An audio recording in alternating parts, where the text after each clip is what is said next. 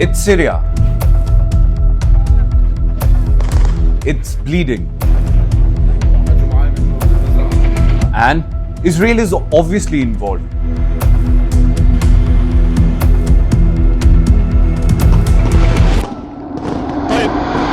Now the Druze and the Syrian Sunni Bedouins are fighting. They have shared and fought alike.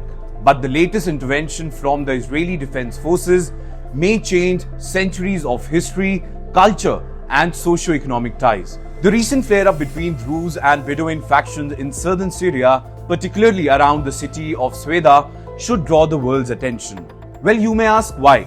Because Benjamin Netanyahu is involved in a region fraught with complexities. To understand this latest Israeli intervention and its wider implications, one must understand both the immediate context and the deeper historical roots of this very relation. So, let's break it down for you.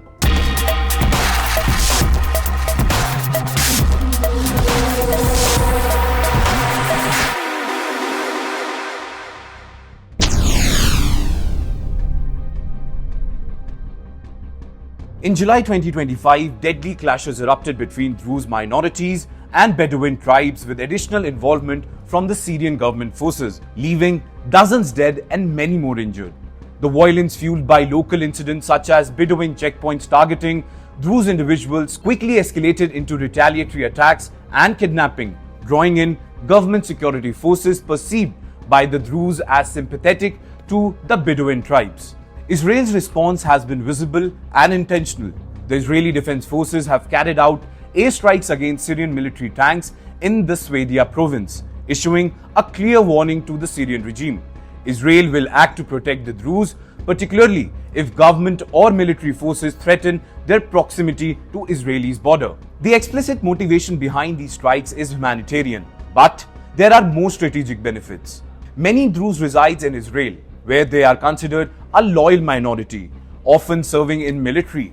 In fact, Israel has emphasized it will not allow Islamist militants or a hostile Syrian military presence near the border, especially following the recent political upheaval in Damascus and the fall of President Bashar al-Assad. By demanding the demilitarization of southern Syria, Israel has created a power vacuum, indirectly shaping the dynamics between local factions. The offer of protection to Druze in Syria serves Israel's dual interest. First, protecting co-religionists, and second, maintaining a buffer against instability near the Golan Heights, a region Israel holds and watches intently after annexing it following the 1967 war.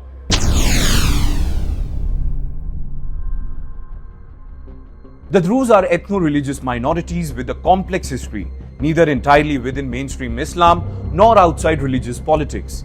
Since their origins as an offshoot of Ismailism, which is a branch of Shia Muslims in the 11th century, Druze communities concentrated in areas like southern Syria, Lebanon, and now what is known as Israel. Bedouins, in contrast, are traditionally Sunni Muslim Arab nomads, spread across the region's desert with a long history of pastoralism. Relations between the two groups have fluctuated between cooperation and conflict. First comes the shared economic and intermarriages. For centuries, Bedouins and Druze shared local economies. In fact, Bedouins supplied salt and livestock, while Druze engaged in settled agriculture. Then comes the cultural exchange.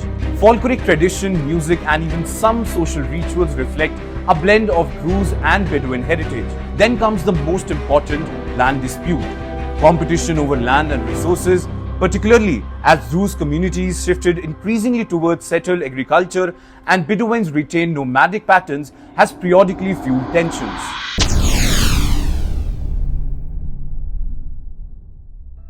During the French Mandate in Syria from 1920 to 1946, the Druze were major players in the 1925 Great Syrian Revolt, particularly under the leadership of Sultan Pahlavi al-Atrash. While the Druze and Bedouins sometimes cooperated, as in the famous Battle of Al-Majra, misunderstandings and rival claims over grazing and land occasionally led to skirmishes. Now, Syrian regime wary of Druze potential for military action, at times encouraged neighboring Bedouin tribes to challenge Druze authorities and disrupt their communities, such as during the crashdown order by Adib in the early 1950s. This pattern of using sectarian manipulation persists, as security agencies today sometimes act as intermediaries to maintain control.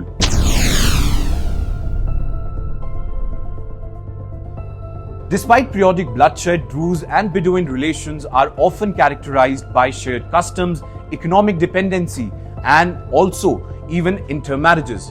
But political turmoil, economic hardships, and external meddling, including Israeli actions, have exacerbated the division.